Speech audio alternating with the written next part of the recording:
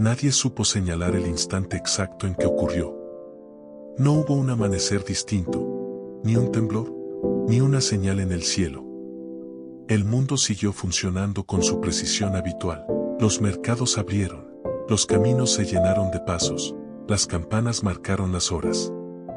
Sin embargo, algo se había desplazado en lo profundo, como una pieza mínima retirada de un mecanismo inmenso. Al principio, fue tan sutil que muchos lo confundieron con una coincidencia. La primera señal fue una discusión trivial. Dos hombres se enfrentaron en una plaza por un asunto menor, una deuda olvidada, una palabra mal interpretada, y, en medio del intercambio, uno recordó con absoluta claridad el gesto exacto que el otro había hecho 20 años atrás, el día en que se habían conocido. No un recuerdo borroso ni una impresión vaga, sino una reconstrucción precisa, la posición del cuerpo, el tono de la voz, incluso la intención no dicha detrás de una frase casual. El recuerdo surgió completo, sin esfuerzo, como si nunca hubiera estado ausente. Ambos quedaron en silencio. No porque el recuerdo fuera doloroso, sino porque resultaba extraño sentirlo tan presente, tan actual, como si el tiempo no hubiera pasado entre ese momento y el ahora. La discusión se disolvió sin resolución, reemplazada por una incomodidad difícil de nombrar. Cada uno se fue por su lado con la sensación de haber tocado algo que no comprendía del todo. Ese mismo día, en lugares distintos, ocurrieron escenas parecidas. Una mujer recordó con detalle absoluto una decisión que había tomado en su juventud, no solo el acto en sí, sino todas las alternativas que había considerado y descartado. Un anciano revivió una conversación olvidada con un hermano muerto, palabra por palabra, con la certeza de que nada de eso había sido añadido por la nostalgia. Un niño describió con exactitud un miedo que había tenido antes de aprender a hablar. No eran recuerdos aislados. Eran conjuntos completos. El mundo no estaba recuperando fragmentos del pasado. Estaba devolviendo todo lo que alguna vez había sido registrado, y también aquello que nunca había llegado a serlo del todo. Al tercer día, ya nadie dudaba de que algo había cambiado. Las personas comenzaron a notar que los recuerdos ya no se desvanecían con el uso. Contar una historia no la desgastaba, al contrario, parecía reforzarla. Cada evocación añadía nitidez. Cada repetición fijaba el hecho con mayor firmeza, como si la memoria hubiera dejado de ser un flujo y se hubiera convertido en una estructura sólida. Fue entonces cuando aparecieron los primeros síntomas de inquietud real. No todos los recuerdos eran deseables. Durante generaciones, el olvido había cumplido una función silenciosa pero esencial, permitía que ciertas imágenes se suavizaran, que las decisiones mal tomadas perdieran filo, que las intenciones no concretadas se disolvieran en una bruma amable. Sin esa erosión natural, el pasado comenzaba a imponerse sobre el presente con un peso nuevo. Las personas empezaron a sentirse observadas por versiones anteriores de sí mismas. No como fantasmas, sino como presencias internas persistentes. Cada error permanecía tan definido como el primer día. Cada promesa incumplida conservaba su forma original, intacta, imposible de reinterpretar. Ya no era posible decir no era quien soy ahora con la misma convicción, porque la memoria no permitía esa distancia. Y junto con los recuerdos, algo más comenzó a emerger. Las posibilidades no elegidas. Al principio, se manifestaron como sensaciones difusas. Una incomodidad al tomar una decisión, una duda que no se resolvía con facilidad. Pero pronto adquirieron contornos más claros. Las personas no solo recordaban lo que habían hecho, sino también lo que habían considerado hacer y habían descartado. Caminos no tomados, palabras no dichas, gestos retenidos. No como fantasías, sino como registros completos de intención. Eso fue lo que cambió todo. Porque si los actos definen quiénes somos, las intenciones también lo hacen. Y ahora, el mundo parecía decidido a no olvidar ninguna. Un comerciante recordó cada vez que había pensado en engañar a un cliente, incluso cuando finalmente no lo había hecho. Una madre revivió todas las veces que había considerado marcharse, aun cuando siempre se había quedado. Un soldado sintió el peso exacto de cada momento en que había deseado no obedecer una orden. No había juicio externo. No había castigo. Pero la exposición total comenzaba a ser insoportable. Las conversaciones se volvieron más breves. No por desinterés, sino por precaución. Las personas aprendieron rápido que hablar demasiado implicaba activar recuerdos en los demás. Una frase casual podía desencadenar una cadena de evocaciones que nadie estaba preparado para sostener. La vida social empezó a contraerse, como si el mundo buscara reducir los estímulos para no sobrecargar una memoria que ya no sabía olvidar. Los más sensibles comenzaron a aislarse. Otros intentaron ocupar cada instante con actividad, como si el movimiento constante pudiera impedir que los recuerdos se asentaran. Pero nada funcionaba del todo. La memoria no necesitaba silencio para actuar. Solo necesitaba existencia. En medio de ese desconcierto, algunos estudiosos comenzaron a notar un patrón inquietante. El fenómeno no afectaba a todos por igual. Había personas que parecían resistir mejor la acumulación de recuerdos. No porque olvidaran, sino porque su identidad no se veía tan comprometida por la exposición. Eran individuos que habían vivido de forma coherente, cuyas acciones, deseos y decisiones rara vez entraban en contradicción. Para ellos, recordar de más resultaba incómodo, pero no devastador. Otros, en cambio, empezaron a fragmentarse. No en un sentido literal, sino interno. La acumulación de intenciones no realizadas, de versiones posibles de sí mismos, comenzaba a competir con la identidad presente. Se volvía difícil decir yo sin sentir que esa palabra abarcaba demasiado. Fue entonces cuando alguien formuló la pregunta que nadie quería hacer en voz alta. ¿Y si el olvido nunca fue una falla del mundo? ¿Y si siempre había sido un mecanismo deliberado?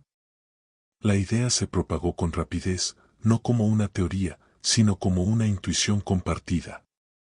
Si la memoria absoluta conducía a la parálisis, entonces olvidar no era una pérdida, sino una forma de protección. Una manera de permitir el cambio, la transformación, el movimiento. Pero ahora, ese mecanismo parecía haber fallado. O peor aún, había sido desactivado. En los archivos más antiguos, algunos comenzaron a buscar referencias. No a un evento similar, porque no existían, sino advertencias. Y las encontraron, no en forma de profecías, sino de omisiones. Textos que hablaban del valor del silencio, de la necesidad de dejar ir, de no fijar todas las cosas. Como si alguien, en un tiempo remoto, hubiera comprendido que recordar demasiado podía ser tan peligroso como olvidar demasiado. Al final de la primera semana, el mundo no estaba en caos. Seguía funcionando. Pero ya no avanzaba con la misma ligereza. Cada paso parecía arrastrar consigo todo lo anterior. Cada decisión cargaba no solo con sus consecuencias futuras, sino con la totalidad de las alternativas que la habían precedido. La identidad, antes flexible, comenzaba a endurecerse bajo el peso de una memoria que no concedía tregua. Y aunque nadie lo dijo abiertamente, muchos empezaron a sentir lo mismo. Si el mundo no volvía a olvidar, no sería destruido. Sería detenido. El cambio se volvería imposible no por falta de opciones, sino porque todas estarían siempre presentes al mismo tiempo. La pregunta ya no era qué estaba ocurriendo. La pregunta era cuánto tiempo podía sostenerse una realidad que lo recordaba todo, sin romperse. Y en algún lugar, todavía desconocido, alguien empezaba a comprender que el olvido no debía ser restaurado sin cuidado. Porque quizás no todo lo que se había perdido merecía regresar. Al principio, la gente creyó que podría adaptarse. El ser humano siempre había convivido con cambios profundos, guerras, migraciones, derrumbes de imperios, transformaciones del paisaje. Frente a cada quiebre, había aprendido nuevas formas de vivir. Por eso, durante los primeros días, muchos asumieron que el exceso de memoria sería solo otra etapa incómoda, algo que el cuerpo y la mente terminarían por integrar. Pero esta vez no se trataba de aprender algo nuevo. Se trataba de no poder dejar nada atrás. Con el paso de las semanas, la acumulación de recuerdos empezó a alterar la forma en que las personas se movían por el mundo. No de manera visible, sino en gestos mínimos, una pausa más larga antes de responder, una mirada que se desviaba al borde de una frase, una respiración contenida justo antes de tomar decisiones simples. Cada acción se convertía en una negociación interna con versiones anteriores de uno mismo que ya no desaparecían. Elegir dejó de ser un acto liviano. Antes, decidir implicaba renunciar, pero el olvido se encargaba de amortiguar esa renuncia con el tiempo. Ahora, cada opción descartada permanecía presente, intacta, reclamando atención. No con reproches, sino con una persistencia silenciosa, como si dijera, yo también existí. Ese fue el primer quiebre real. Las personas comenzaron a posponer decisiones. No por miedo a equivocarse, sino porque cualquier elección activaba un archivo interno imposible de cerrar. Elegir una cosa significaba cargar para siempre con la conciencia plena de todas las demás. Las ciudades se volvieron más lentas. Los proyectos se estancaron. Las relaciones dejaron de avanzar con naturalidad. Incluso los conflictos, paradójicamente, se diluían antes de estallar, no por comprensión mutua, sino por agotamiento. Discutir implicaba revivir discusiones pasadas con un nivel de detalle que hacía imposible sostener la energía necesaria para el enfrentamiento. La memoria absoluta no intensificaba las emociones. Las aplastaba. Algunos intentaron resistir de forma activa. Aparecieron grupos que promovían el silencio voluntario, la reducción del lenguaje, la limitación consciente de estímulos. Creían que, si el mundo recordaba de más, la solución era ofrecerle menos cosas para registrar. Durante un tiempo, esas comunidades parecieron encontrar cierta estabilidad, pero pronto descubrieron que el problema no estaba en lo que se generaba, sino en lo que ya existía. El pasado no necesitaba ser alimentado. Ya estaba completo. Otros buscaron soluciones más radicales. Surgieron prácticas peligrosas, intentos de anular la memoria por medios físicos o químicos. Pero esos caminos solo demostraron algo inquietante, aunque la mente pudiera debilitarse, el recuerdo no desaparecía. Permanecía como una huella estructural, una marca inscrita más allá de la conciencia inmediata. Como si el mundo mismo se negara a soltar lo que había sido.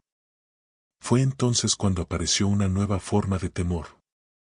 No al pasado doloroso, sino al pasado irrelevante. Las personas comenzaron a sentirse abrumadas no solo por grandes errores o decisiones cruciales, sino por la acumulación de detalles insignificantes. Cada conversación trivial, cada gesto automático, cada pensamiento pasajero quedaba registrado con la misma nitidez que los momentos decisivos.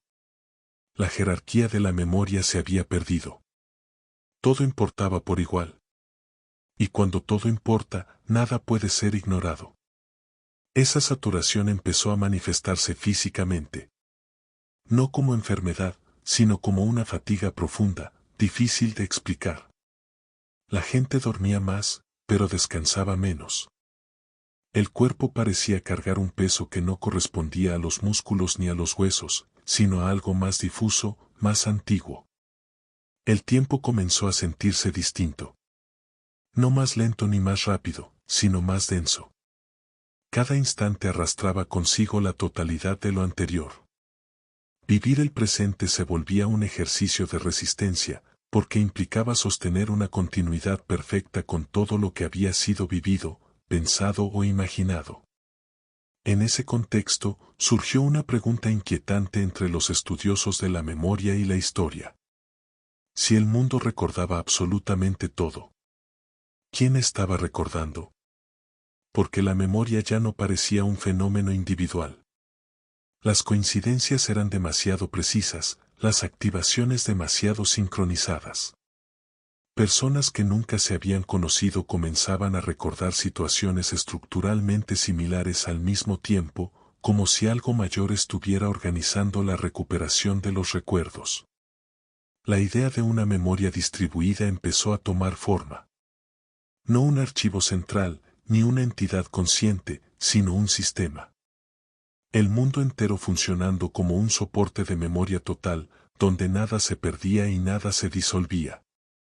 Una realidad que, por alguna razón desconocida, había decidido dejar de filtrar. Y esa decisión, si es que lo era, tenía consecuencias. Algunos comenzaron a notar algo aún más perturbador: los recuerdos no solo regresaban, sino que empezaban a influir en el entorno. Lugares asociados a eventos antiguos adquirían una carga difícil de describir. No era nostalgia ni temor. Era una sensación de saturación, como si el espacio mismo estuviera lleno de capas temporales superpuestas. Caminar por ciertos sitios resultaba incómodo, no por lo ocurrido allí, sino por todo lo que había ocurrido allí. El mundo se estaba volviendo pesado de sí mismo. Frente a esto, aparecieron dos posturas irreconciliables. Quienes creían que la memoria total era una oportunidad. Para ellos, recordar todo permitiría finalmente aprender de cada error, construir una sociedad sin repeticiones innecesarias, avanzar con una claridad absoluta sobre lo que había funcionado y lo que no.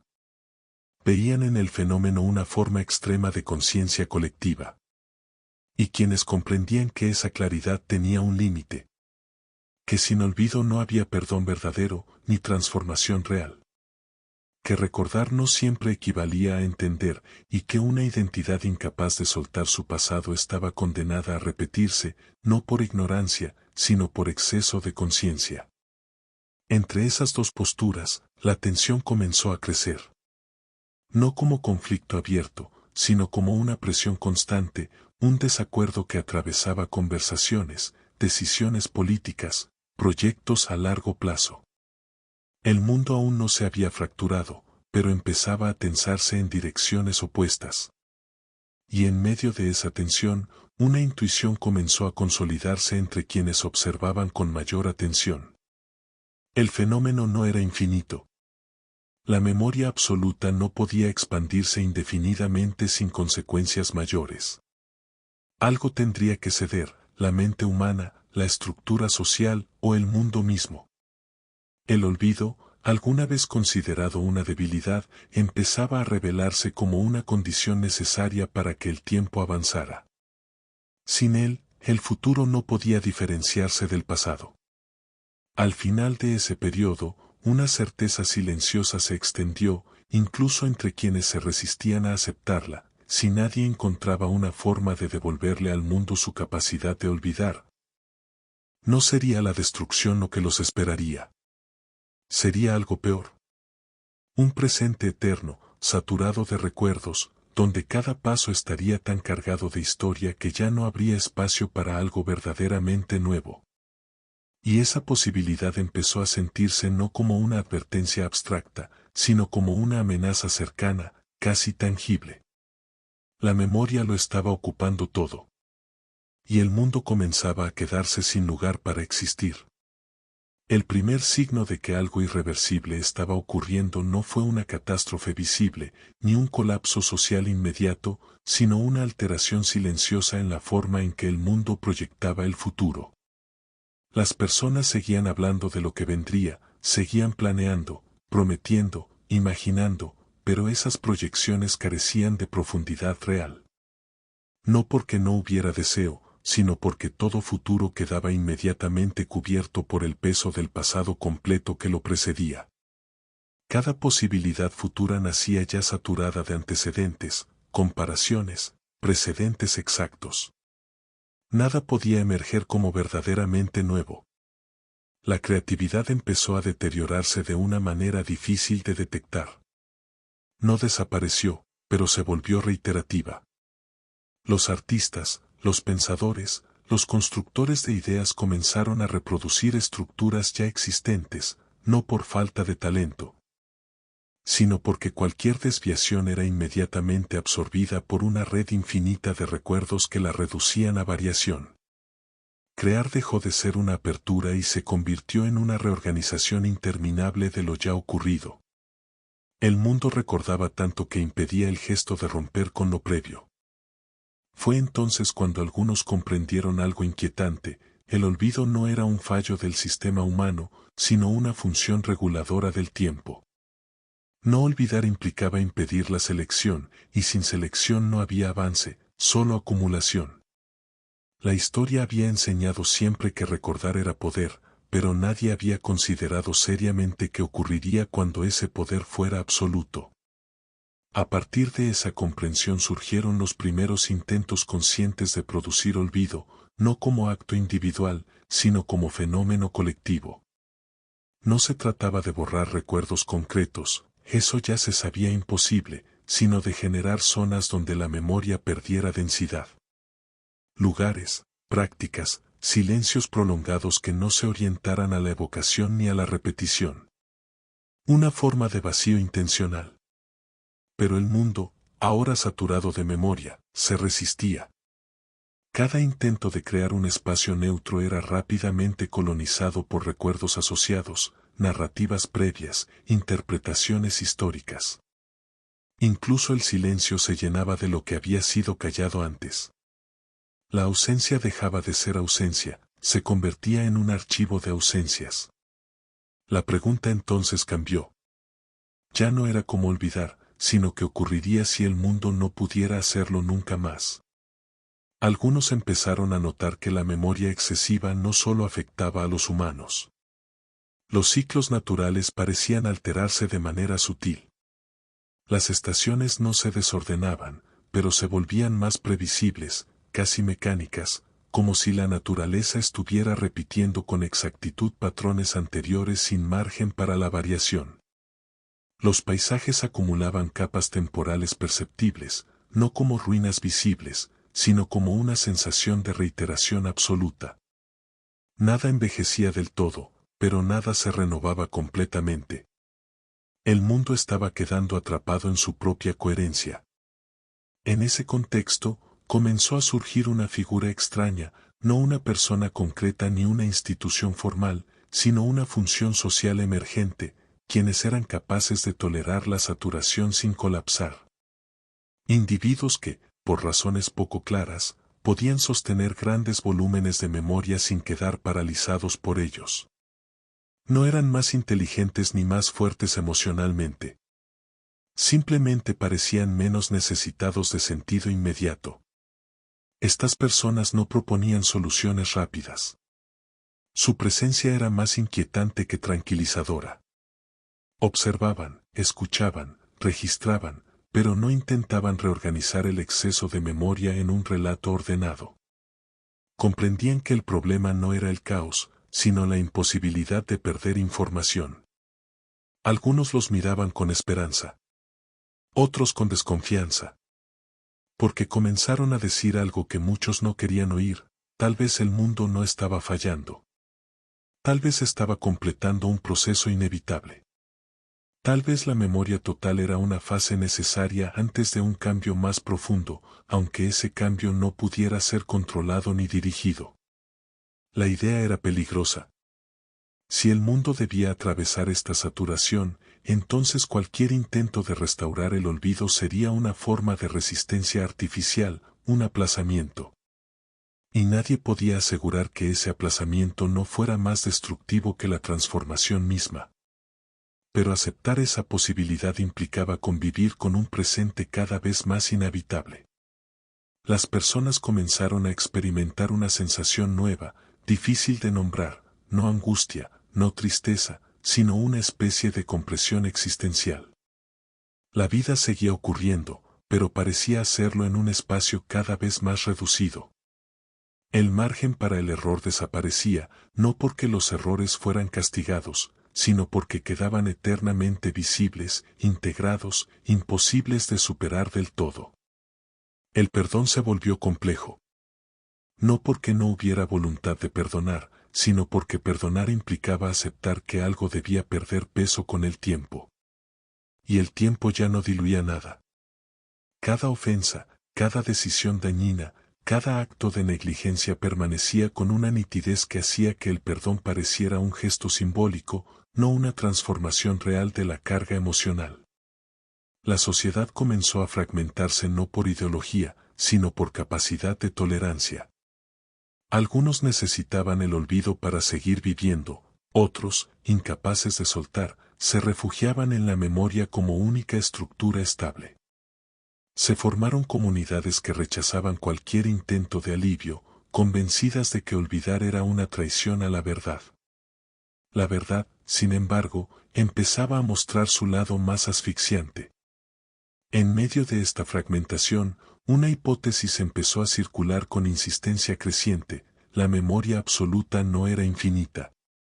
No porque el mundo no pudiera recordarlo todo, sino porque sostenerlo todo implicaba un costo energético, estructural, ontológico. Algo tendría que romperse. No necesariamente el mundo físico, sino la forma misma en que la realidad se organizaba. El exceso de memoria estaba empujando al mundo hacia un punto de saturación crítica.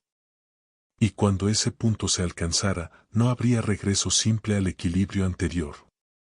No se trataría de recuperar el olvido como antes, sino de redefinir qué significaba existir en un mundo que ya había visto y retenido todo.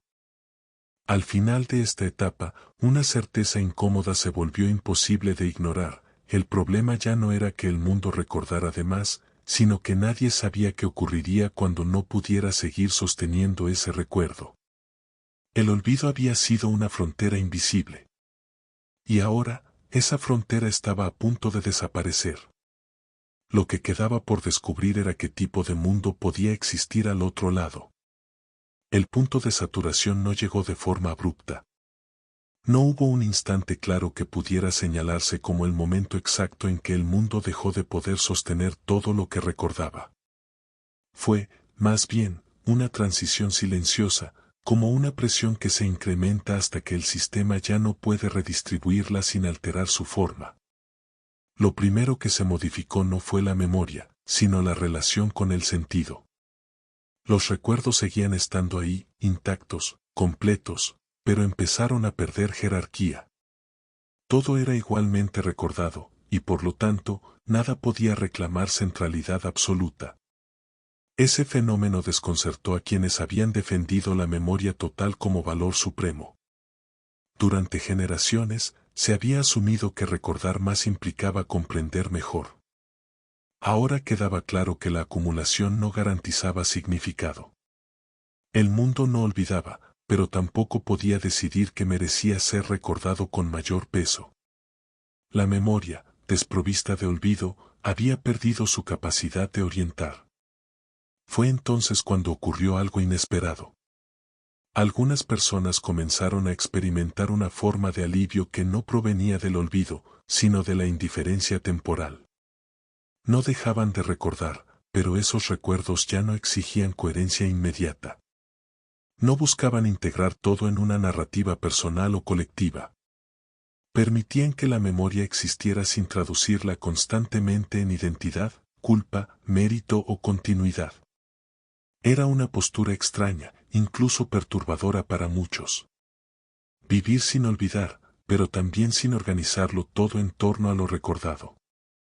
Como si la conciencia hubiera aprendido a soltar la necesidad de cerrar cada relato. Este cambio no fue uniforme ni universal.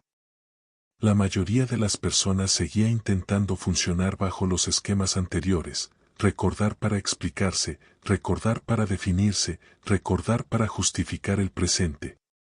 Pero esos intentos generaban un desgaste cada vez mayor. La identidad, sostenida por una memoria infinita, se volvía rígida, pesada, incapaz de adaptarse a nuevas circunstancias. Quienes lograban tolerar la memoria sin someterse a ella empezaron a ser observados con atención. No como líderes ni como modelos, sino como anomalías funcionales. Personas que no parecían necesitar que su pasado fuera coherente para actuar en el presente. que no buscaban limpiar sus recuerdos ni resignificarlos, sino simplemente dejarlos estar. Con el tiempo, se comprendió algo esencial: el olvido no era lo único que había desaparecido. También se estaba desvaneciendo la obsesión por la continuidad personal. La idea de un yo perfectamente alineado con su historia empezaba a resultar innecesaria. No falsa, pero tampoco indispensable. El mundo, saturado de memoria, estaba empujando a la conciencia hacia otra forma de existencia. No una sin recuerdos, sino una donde los recuerdos ya no dictaban todas las decisiones. Este desplazamiento tuvo consecuencias profundas. Las instituciones que se basaban en la acumulación de antecedentes, registros, archivos, sistemas de control histórico, comenzaron a perder relevancia práctica. No porque la información dejara de estar disponible, sino porque ya no producía el efecto esperado. Saberlo todo sobre alguien no garantizaba poder sobre sus acciones futuras. La memoria había dejado de ser un mecanismo de predicción fiable. Y eso generó miedo. Porque durante siglos, la sociedad había funcionado bajo la premisa de que conocer el pasado permitía anticipar el comportamiento. Sin olvido, esa lógica se rompía: las personas no eran más predecibles, sino más indescifrables. No porque ocultaran algo, sino porque no estaban obligadas a ser coherentes con todo lo que habían sido. Paradójicamente, el exceso de memoria había liberado una forma nueva de incertidumbre. Algunos interpretaron esto como decadencia. Otros, como una oportunidad. Pero nadie pudo negar que el mundo estaba entrando en una etapa distinta, donde la identidad ya no se sostenía exclusivamente en la historia acumulada, sino en la capacidad de habitar el presente sin necesidad de resolverlo todo. No hubo una restauración del olvido. Eso quedó claro. El mundo no volvió a olvidar como antes, ni recuperó esa función protectora que había permitido el cambio durante generaciones. Lo que surgió fue algo más extraño y menos reconfortante: una convivencia forzada con la totalidad de lo ocurrido, sin la garantía de que eso produjera sabiduría. Al final, la transformación no consistió en perder recuerdos, sino en perder la ilusión de que recordarlo todo era suficiente para comprender. El tiempo siguió avanzando, pero ya no limpiaba el pasado. Simplemente lo desplazaba. Cada momento nuevo se sumaba a la acumulación, pero sin el mismo peso existencial que antes. La vida continuaba, no porque el mundo hubiera resuelto su saturación, sino porque los seres que lo habitaban estaban aprendiendo, lentamente, a no colapsar bajo ella. La pregunta que había iniciado todo: ¿qué ocurriría si el mundo no pudiera olvidar?, encontró una respuesta parcial, incompleta, pero honesta. El mundo no se destruyó. No se detuvo. No se iluminó. Se volvió más opaco. Y en esa opacidad surgió una forma distinta de existencia, menos orientada, menos segura, menos heroica, pero también menos esclava del pasado. El olvido ya no era humano. Pero tampoco lo era la memoria absoluta. Entre ambos extremos, el mundo aprendió a seguir adelante sin la promesa de redención ni la garantía de comprensión total. No como triunfo, sino como adaptación. Y así, sin ceremonias ni finales grandiosos, comenzó una nueva era, una donde recordar ya no bastaba para definir quiénes éramos. Y donde vivir implicaba aceptar que no todo recuerdo debía gobernarnos.